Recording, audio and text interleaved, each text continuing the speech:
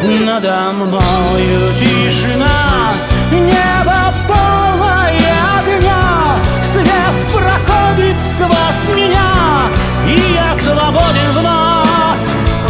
Я свободен от любви, от вражды, от молвы, от предсказанной судьбы и от земных оков, от зла и от добра. В моей душе нет больше места для тебя.